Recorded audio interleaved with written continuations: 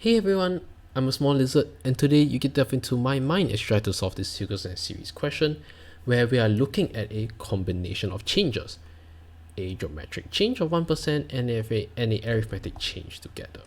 Alright, so this person puts in $5,000, you get a 1% compound interest, and he withdraws $100 from the savings account at the start of every month, right? Because for some reason, right? So part 2. Find the money at the end of March 2019, and then find this formula for the end of nth month. Now, why they put it this way is because from part I, you get to find a pattern, or rather two patterns, which will then help you find the general formula for part 2. And that's why I call it the experimentation method. The method that I'm going to use, for my mind, is the idea of using recurrence relations. Okay, so what are recurrence relations? Essentially, relating one term with the previous term or terms. Okay, so let's use it in this context. First, I'll define UN be the amount of money at the end of nth month, or end of n months. Okay, so let me just write this out.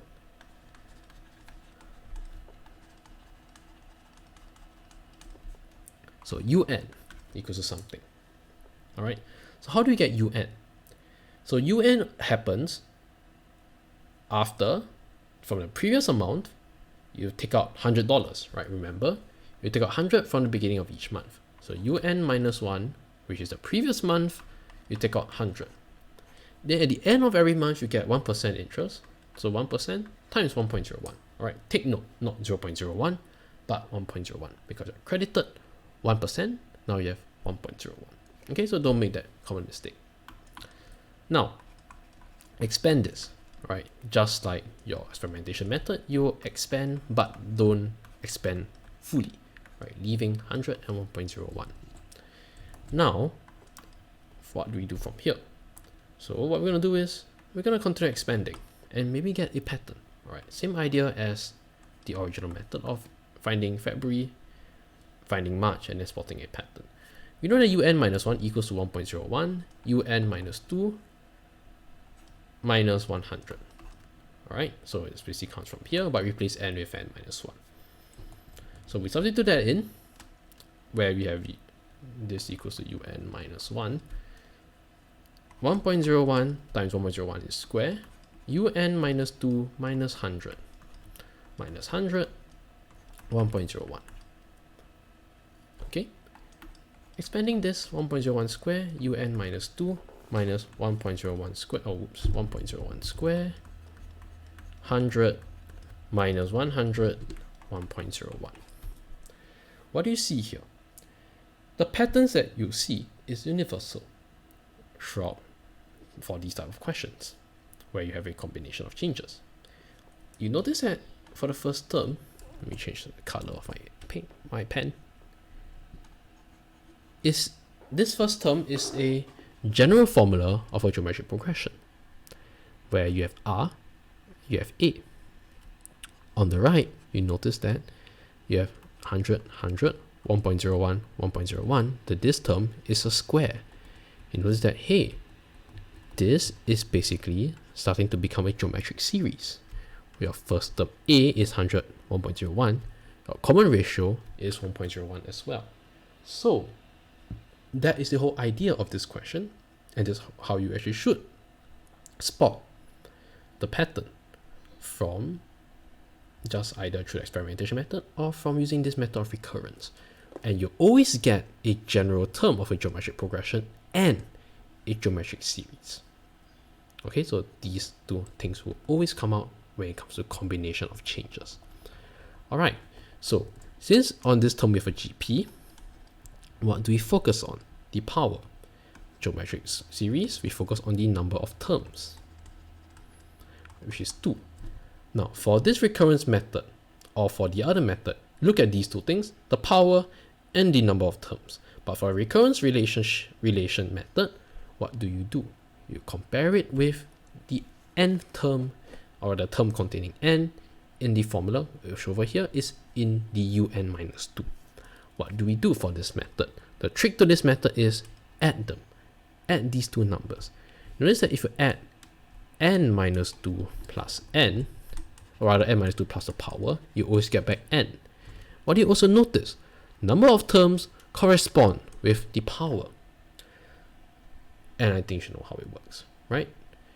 If I were to expand it once more, okay, I'll get 1.01 cubed u n minus 3, right? Because the power plus the whatever number in the term must add up to n, because the power has 3, the power is 3, so there'll be 3 terms in my geometric series.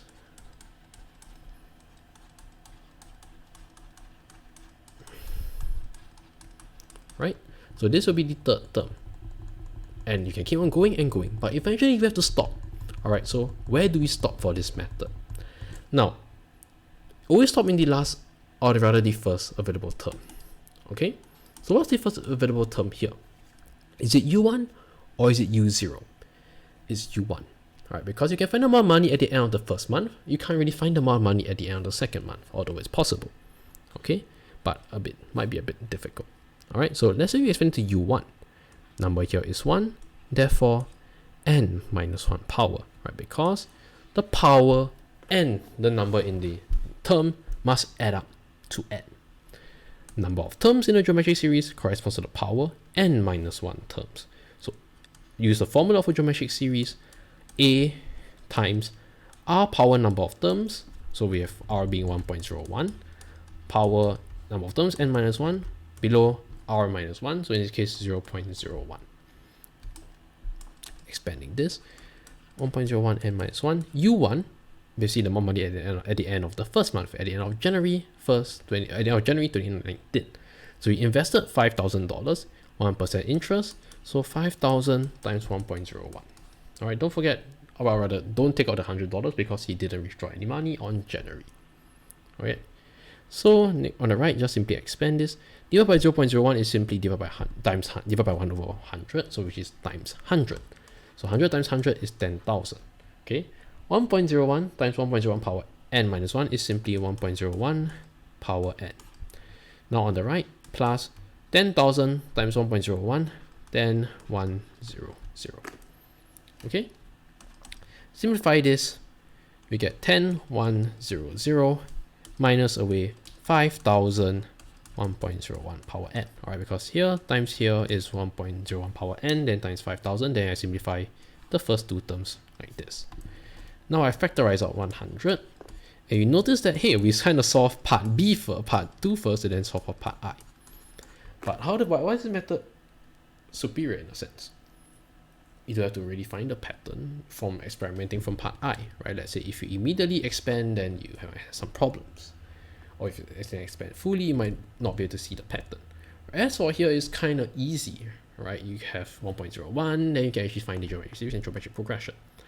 The techniques here, same as the experimentation method.